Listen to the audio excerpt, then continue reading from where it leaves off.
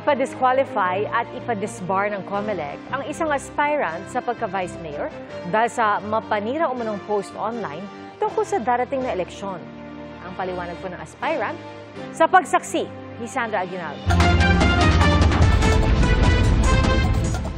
Magkasamang sinampahan ng criminal complaint ng Commission on Elections at ng PNP Anti-Cybercrime Group si Attorney Jeriel Harold Respicio, isang aspirant sa pagka-vice mayor sa Reyna Mercedes Isabela.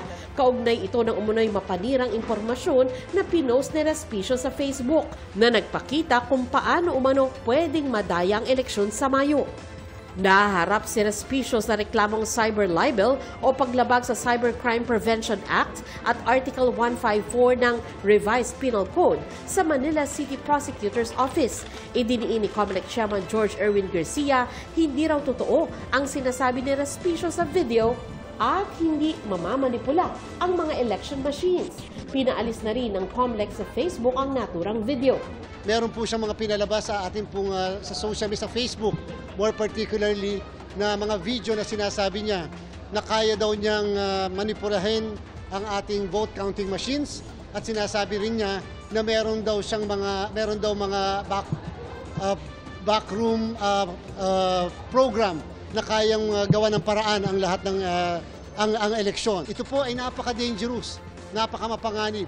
Maliban sa misinformation, napakamapanganib po ito sapagkat isipin nyo, ngayon palang kinukondisyon ang isip ng sambayanan na pwedeng gawa ng paraan ang ating pong halalan. Ito raw ang unang pagkakataon na nag-file ang COMELEC Task Force KKK laban sa pagpapakalat ng maling impormasyon.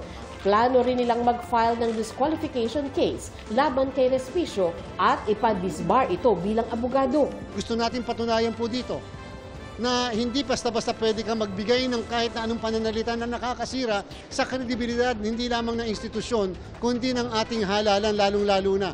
Depensa naman ni Respicio, ang intensyon niya ay masabihan ng COMELEC tungkol sa kahinaan umano ng sistema. Ang punto ko doon was, kapag konektado yung voting machine sa internet before printing ng election return, pwedeng madaya yung election. Pinakita ko yun sa COMELEC para maintindihan nila yung vulnerability at sana maitama nila iyon. Kukonek lang po siya, lalagyan lang po siya ng transmission device kapag nakapag-imprenta na at nakapagpaskil na ng result sa bawat presinto. Malalaman na kaagad yung boto bago ka pa man mag-transmit. Pinanindigan din ni Respicio ang kanyang naunang payag dahil sabi niya, isa rin siyang IT expert. Kailangan kong harapin lahat ng kaso na ito. Hindi ako titigil, hindi ako aatras sa laban. Nagpunta naman sa COMELEC ang ilang nagpakilalang dating rebeldeng komunista. Nagdala sila ng sulat para kay Garcia at humiling na maamyandahan ang resolusyon ng COMELEC laban sa discrimination at political labeling. Pinagbabawal din ng resolusyon ang red tagging sa election period. Pero sabi ng mga dating rebelde, may karapatan silang magsalita laban sa anilay mga kalaban ng gobyerno. Kailangan naming isaliwala at kailangan naming sabihin sa mga tao kung ano ang ginagawa ng CPP, NP, NDF at ang mga legal fronts nito. Wala pang reaksyon ng COMELEC dito.